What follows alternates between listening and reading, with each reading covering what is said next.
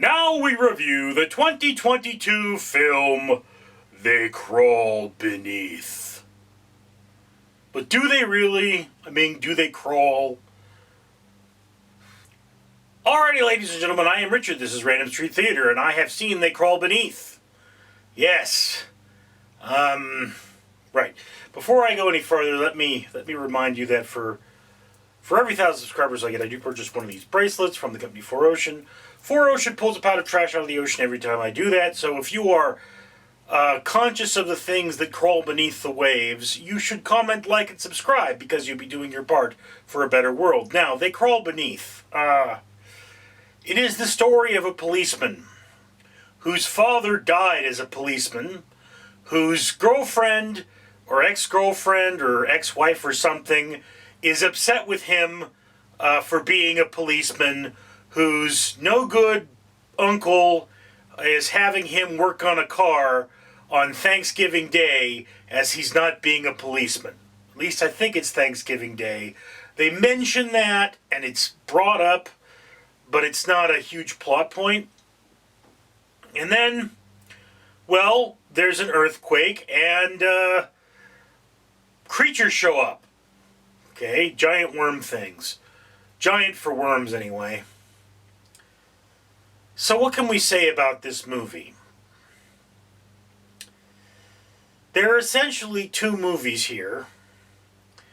They're very closely locked, but there's one where this man is working through the drama of his life. Okay? He's got issues between his mom and the uncle. There are issues with his girlfriend. There are family things. There's discoveries. There's understandings. And there's a whole lot of, just him discovering who he really is in this movie. And yes, the events of the movie drive that. Although, when you're trying to not be eaten by giant worms, it does ask the question, would you really be talking about that when your life is in danger? Now, again, this movie does an excellent job, writing-wise, of producing a realistic scenario given an unrealistic presence. Alright? The worms are not super-powered dynamite worms that can eat through steel or anything. They're something that you would kind of believe could exist and could be dangerous in this situation.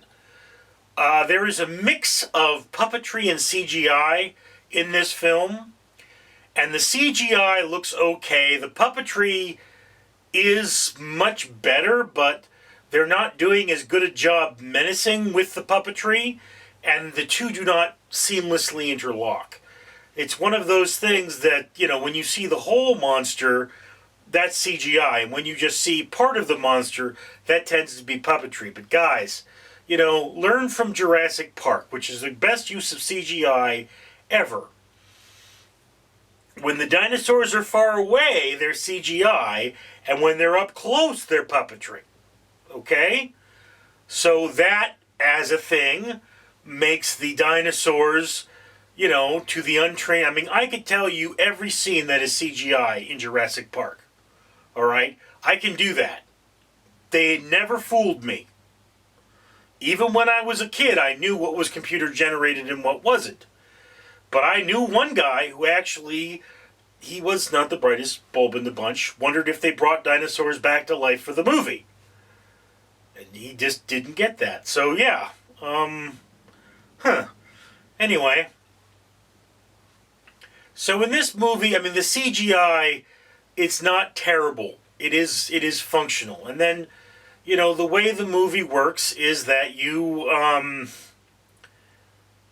dealing with somebody in a really difficult situation and how they get through it. And yeah, there's a few things that are kind of on the silly side, but overall, I think this movie gets like a 2.5 on IMDb. It really deserves better. It should be at least a 3-4 star, 3.5 star maybe, because it's well done. It really is well done, and they've taken limited resources and made a very serviceable film. So They Crawl Beneath belongs on your watch list somewhere about the middle. I'm not going to say it's a wonderful movie. I'm not going to say it's a terrible movie. Most people are not going to like it, and if you're not in the mood for kind of a schlocky horror film, you're probably not going to enjoy this movie. I mean, it is not a magnum opus, but it is a solid film, enjoyable, and, worth watching. But that's just my opinion, and I'd love to hear yours down in the comments below. I, of course, am Richard. Hi, folks. It's me, Barry, again. That's right, the strawberry poison dart frog adopted by Random Street Theater from the World Wildlife Fund. And I'm here to remind you that for every 1,000 subscribers, this channel buys one of these necklaces I have on, which are bracelets for humans. That's from the company 4Ocean. And they pull a pound of trash out of the ocean every time this channel does that. So you should be a good person, comment, like, and subscribe, so that this channel can afford to pull pounds of trash out of the ocean and adopt animals like me for conservation's sake. I'm Barry.